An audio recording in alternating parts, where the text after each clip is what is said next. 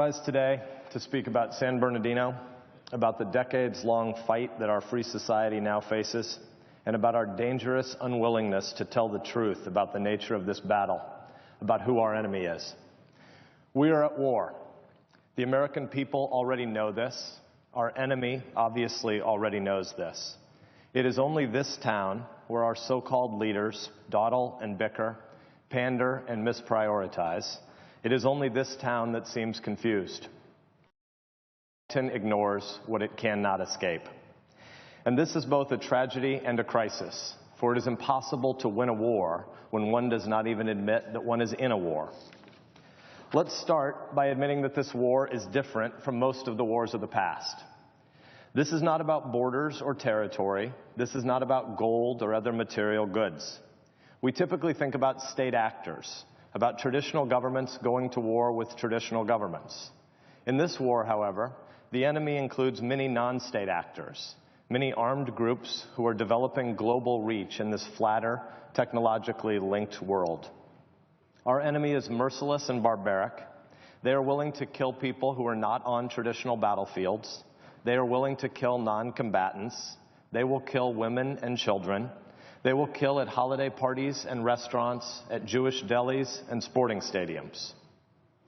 Just as sad as the evolution of our enemies, though, this war is hard for the American people to get our heads around because right now we have so much confusion, so much drift, so much orphanhood, not just about our enemies, but about exactly who we are, about exactly what we are fighting to defend. This body, the Congress, tries to do far too many things, and we do very few of them well. But when there are really important tasks that we should be tackling, well, then folks seem to be unable to muster the energy or the courage or the time or the will to focus diligently on the task before us. Today, we have such a big task before us. And I would humbly suggest that before another person in this body or another member of the national media stands up to scold the American people about how they could possibly entertain voting for candidate X or Y, perhaps we should look in the mirror at why so many of our people are running to demagoguing leaders. Do senators really understand what is happening? Did anyone really not see this coming? I think it's obvious why the people are doing what they're doing, because they get so little actual leadership out of this town, out of either end of Pennsylvania Avenue, out of either political party. Make no mistake, there were some genuinely dreadful things said on our national stage yesterday, but they were almost completely predictable. Did anyone really not see this coming? And why is it that these words are so attractive to so many? Why do they find many followers? Because they are comforting to a people who are scared. They are food to a people who are starved for leadership. Sunday night was a desert. Monday night was a flood. Neither are what our people need or really what they at their best want. But don't be surprised that a people being misled by a political class that is in denial about the nature of the fight we face, don't be surprised that these people come then quickly to desire very different, much more muscular words and utopian pledges. This town's conversations are so often so completely disconnected from the people. You want to know what people calling my office and stopping me at the grocery store since Paris and since San Bernardino want to talk about? They want to talk about what Sharia law is and how many Muslims actually believe in it. It's a fair question for moms to be asking. They want to talk about what American exceptionalism is. Who are we? What are we for? What are we against? What do we unite around? We should talk more about these things. For a minute tonight, let's just step briefly beyond the media cycle and let's look at where we stand. This is a civilizations. This is a fight between free people and a totalitarian movement. Let me say clearly that recognizing a clash of civilizations is not at all to want one, but recognizing one is simply the truth in this matter. We are free, and our enemies hate it. They hate that my wife leaves our house and drives. They hate that my daughters know how to read. They hate that we decided where we would go to church on Sunday. They hate us not because of any particular thing that we have done, by omission or by commission. They hate us because of who we are. They hate us because we have a constitution that enshrines these freedoms. And this is the constitution that we should be uniting around, uniting to defend. We should fight to defend the framework that has secured the freedom of speech, the freedom of religion, the freedom of the press, and the freedom of religion for all Americans for 200 years. Not initially successfully judging every man by the content of his character instead of merely the color of his skin, but eventually guiding us beyond this original American sin and toward a more perfect union. This weekend, I went to San Bernardino. My wife and I laid flowers at a memorial that has popped up on a sidewalk outside the site where 35 of our neighbors bled this week, 14 of them ultimately dying in this massacre. We talked to our American neighbors there in a neighborhood that should not be part of a war zone. But that neighborhood will now forever be a battlefield memorial. Some of the people grieving there wondered aloud to us, why are our politicians so small, so mealy-mouthed? One Marine asked my wife if Washington really even cares about the victims of jihadi attacks like this. We asked why no one in Washington seems to be a full-throated lover of America.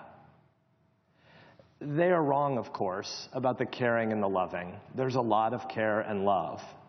But they can be forgiven for wondering why we are so unable to be full-throated about the big things.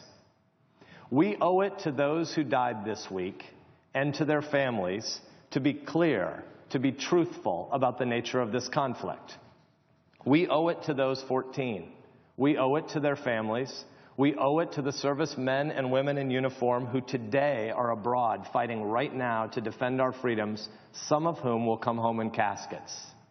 And we owe it to the families of those who have not yet died, but who will in the next jihadi attack on our homeland.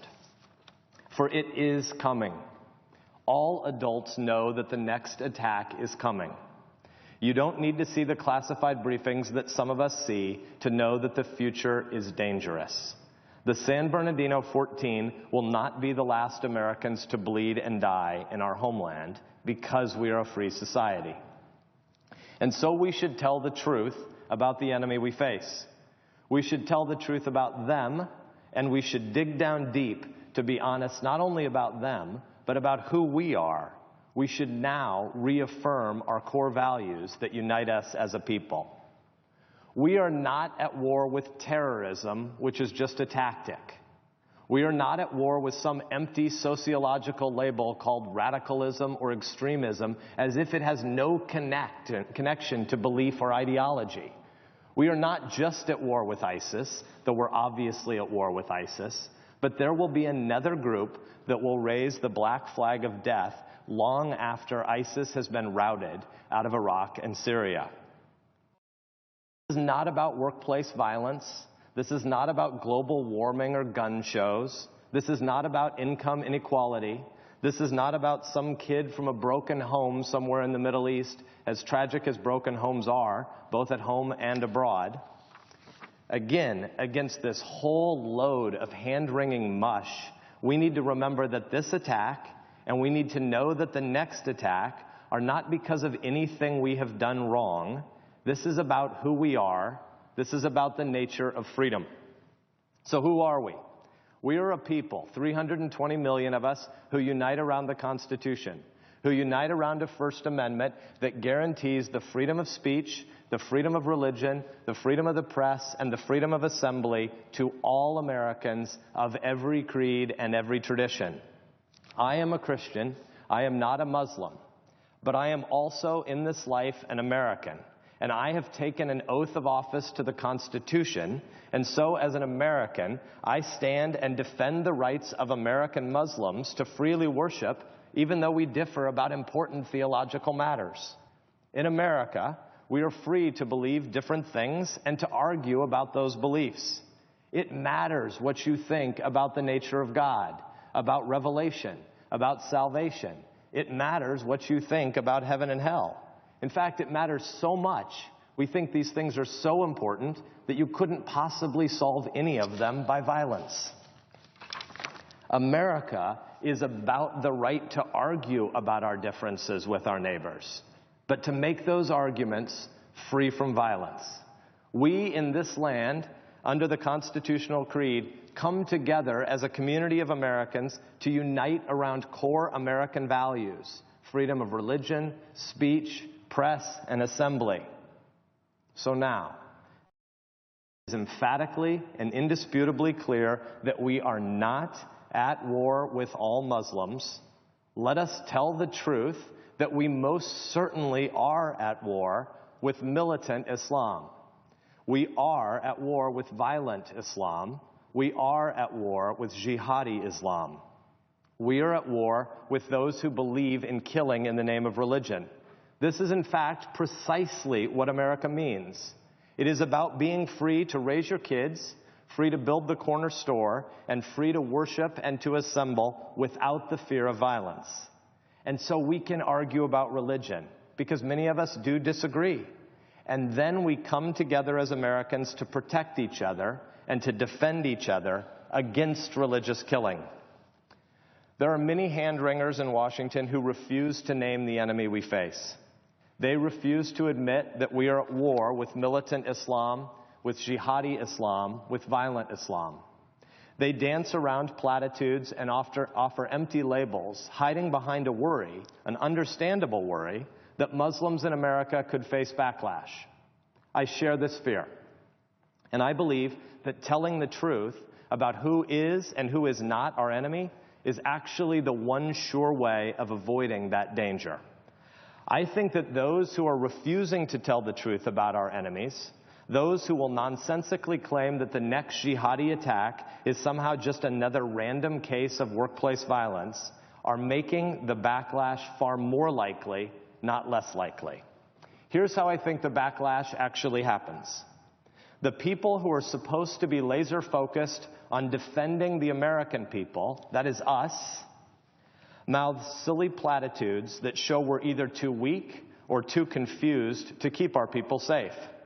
Then, a megalomaniac strongman steps forward and he starts screaming about travel bans and deportation and offering promises to keep all of us safe, which to some, and I think actually to many more than those of us in this body seem to understand, to some will sound much better than not being protected at all. You want to stop a backlash against American Muslims?